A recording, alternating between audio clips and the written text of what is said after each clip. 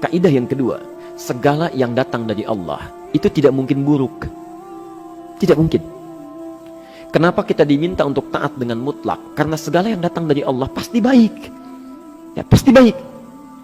Karena Allah menurunkan segala maslahat sesuai kebutuhan kita. Cuma manusia kadang-kadang, menginginkan sesuatu dengan pikiran pendeknya yang bukan kebutuhannya. Al-Baqarah 216.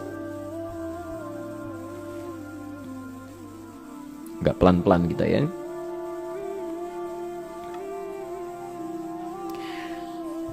Bapak Ibu kalau diminta milih, pilih motor, pilih mobil. Apa? Pilih motor, pilih mobil.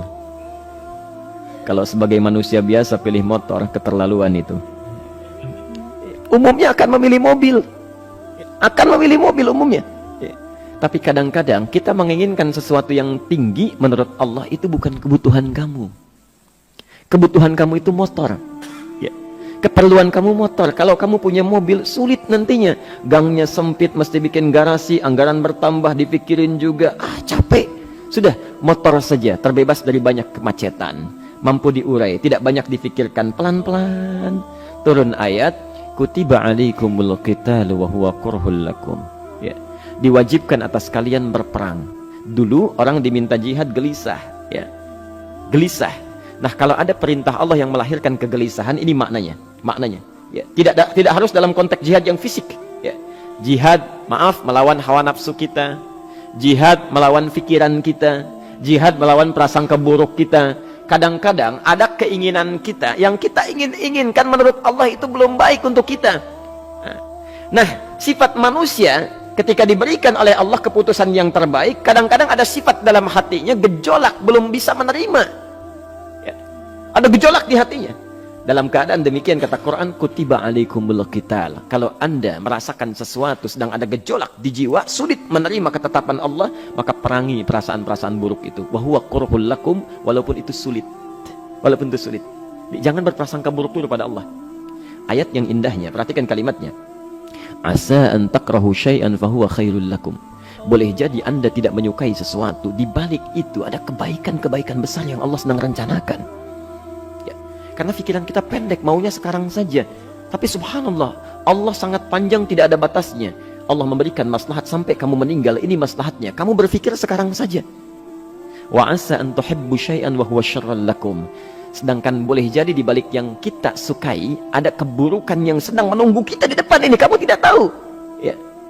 Apa logikanya? Wallahu ya'lamu. Allah tahu masa depan yang akan terjadi menimpa kita. Wa antum la ta'lamun. Sedangkan kalian tidak bisa membaca masa depan. Ya. Saya punya adik perempuan datang lalu meminta doa. Kak, saya ingin tes katanya. Ya, di salah satu bank. Kemudian sudah pada tahap akhir yang menurut hitung-hitungan manusia dan perkiraannya insya Allah lulus, karena tidak ada alasan apa-apa lagi untuk tidak meluluskan. Baik, bismillah kita berdoa.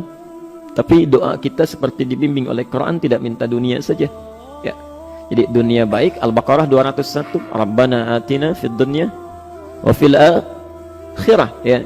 Dunia minta baik, akhirat minta baik. Tapi aturan dunia dan akhirat ini jangan disebandingkan, rugi. Dunia itu kecil, akhirat lebih besar.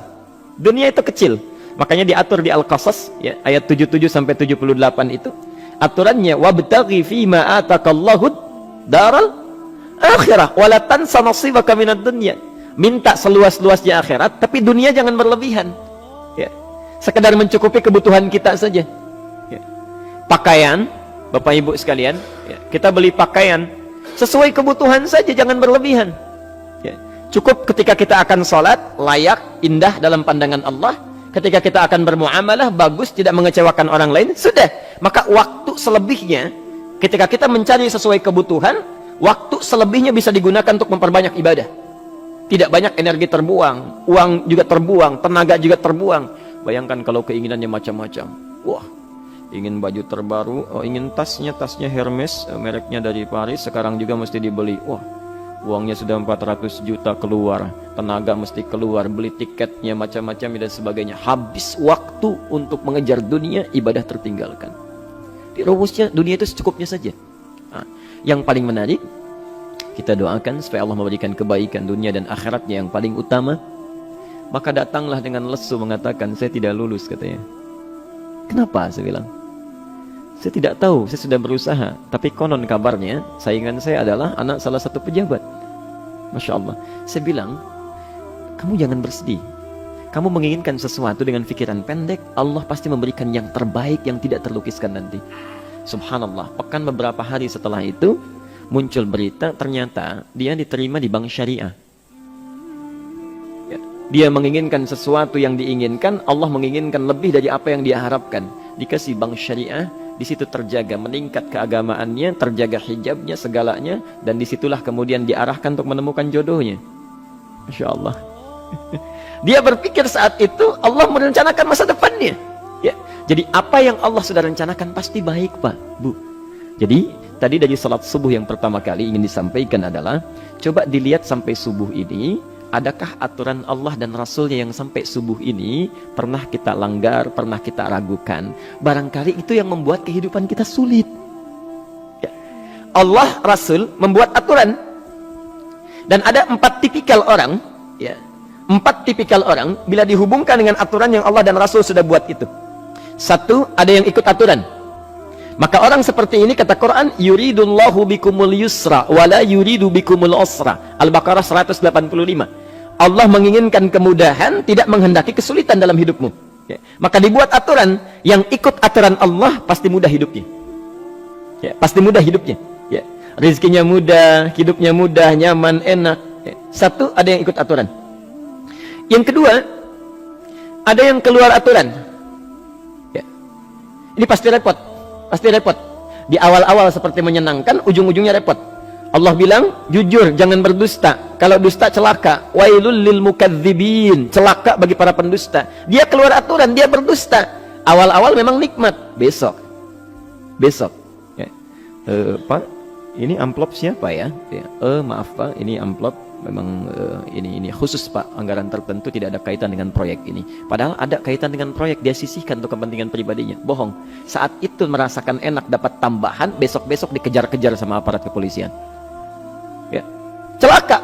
Wail, itu sudah keluar aturan pasti celaka. Ya. Subhanallah.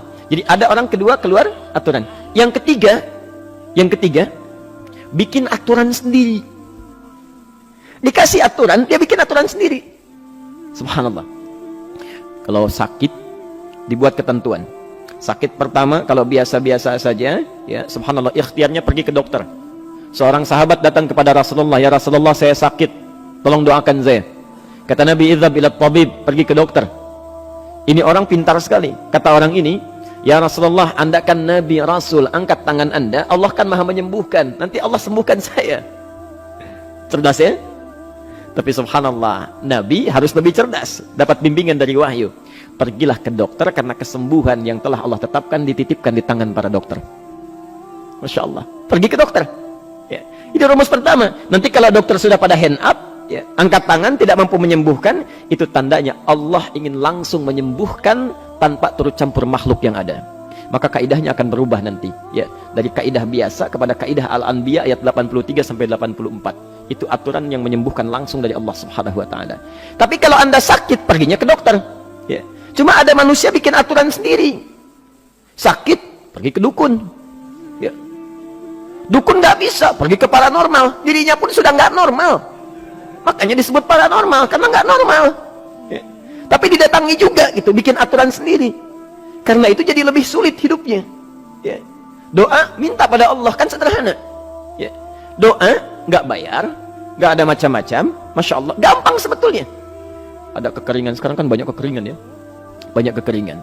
Dikasih rumus, subhanallah, dikasih rumus yang tidak perlu pakai biaya, meluangkan waktu, itu pun berpahala juga. Dunianya dapat, akhiratnya melimpah. Ya. Dikasihlah salat istisqa, masya Allah, tinggal minta, memohon kepada Allah. Salat, mengangkat tangan, mohon pada Allah, subhanallah. Manusia tidak bikin aturan sendiri. Digarami saja. Orang garamin sayur, dia garamin awan. Cari biaya miliaran, terbang pakai pesawat. Kalau Allah tidak berkehendak, ya sudah. Ya. Ayo silahkan, berapa biaya yang mau kamu kumpulkan, tenaga yang kamu kumpulkan, silahkan aja. Ya. Yang ini hujan, bikin kering lagi di sana. Sana hujan, bikin kering lagi di sana. Mau sampai kapan? Ya. Dikasih yang gratis, tinggal muncul. Cuma manusia bikin aturan sendiri, ya susah hidupnya. Itu yang ketiga.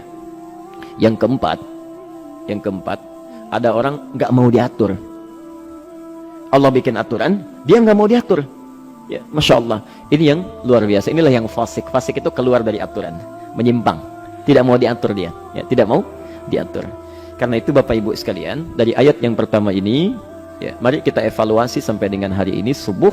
Dari ayatnya memang sederhana, singkat, padat, cuma satu ayat. Tapi meminta kita untuk melihat, sudahkah sampai hari ini taat pada Allah dan Rasulnya? Yang kedua, ketaatan kita apakah selalu ragu atau sudah melahirkan keyakinan yang paripurna? Ya.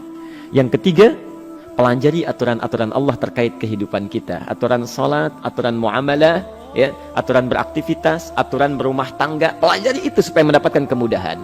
Biasanya kesulitan didapatkan karena kita belum mengenal aturan Allah dan